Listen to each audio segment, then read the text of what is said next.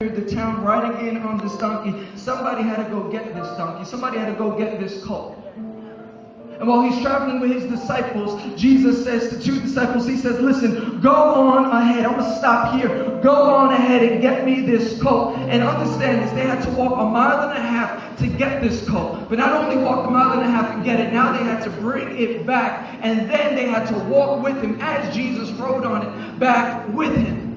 And I just thought to myself, had that been me, had that been some of us, we probably would have questioned Jesus. God, Jesus, why are you sending me all the way over there? Why are you asking me and him to go? What about them? What about her? What about him over there? He never seems to do anything. Why don't you send that one over there? They had to walk 1.5 miles, another 1.5 miles back, and then another 1.5 miles on top of it, 4.5 miles. And they never questioned it once. The Bible never records it that they turned, Jesus, why are you sending me to go? Why are you telling me to go? Are you too lazy to walk? Why can't you just go on there? Or why can't we just walk it together instead of me making me go all the way over there, come back, and then walk again? Sometimes we do that.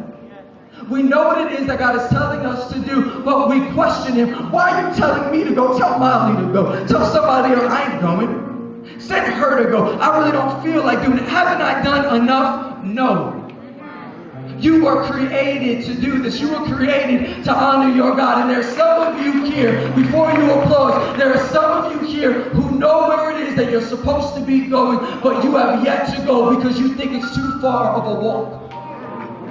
Father God, why are you sending me? Why should I be going over there? Why are you so lazy to walk? Do you really need a ride? I mean, I'll carry you on my back. We try to come up with all these other concoctions. I'll deliver you there myself. They never question him. They just went. I want that to be my testimony and your testimony. I've questioned him too many times, but the next time he tells me to go, walking in the authority under the lordship of God, I just want to go. Because understand this, he's Jesus. He didn't need the ride anyway. Isn't he the same one that descended from heaven to earth and ascended back from earth to heaven? Isn't he omnipresent? I mean, seriously, isn't he the one that walks on water and allows others to walk as well? This thing never had anything to do with him needing a ride, but it had everything to do with him teaching them how to walk.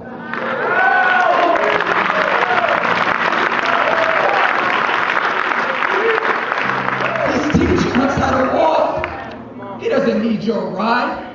He doesn't need your courtesy. He doesn't need your golf clap. Understand that he is Lord of all. He uses this earth as a footstool. Understand that you were created under a blink of an eye. He runs this. We have the privilege, the great opportunity to serve under the lordship of God. It is a privilege to be obedient to our God. But one of my biggest discomforts is one that I deal with myself. I get so uncomfortable when God tells me to go and I stay put.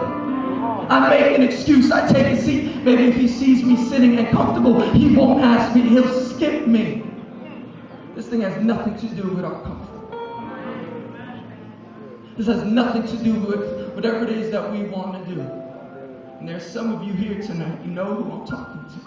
He's asked you to move.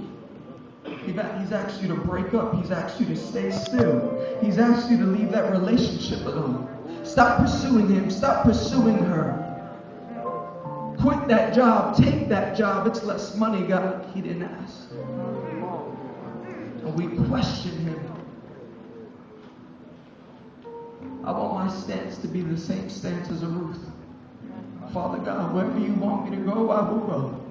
Where you want me to stay, I will stay. When you say my time is up, then I will die there. Because I count it a privilege and an opportunity to operate under your time as opposed to mine. I count it a privilege and an opportunity to go wherever it is that you're telling me to go. Because understand, when we choose not to go where he's not, understand that you're going somewhere that he isn't. I don't never want to be out of the will of God. I always want to be under him. When I say still and he tells me to move, that means he's moving along. I have to catch up to him. I don't want to play catch up anymore. I want my feet to line up with his. I want to be walking under him in his guidance as he's committed? Let me see your hand. Let's be for real. This is more than a tour. This is more than a t-shirt. This is our lives. Who's tired? Let me see it.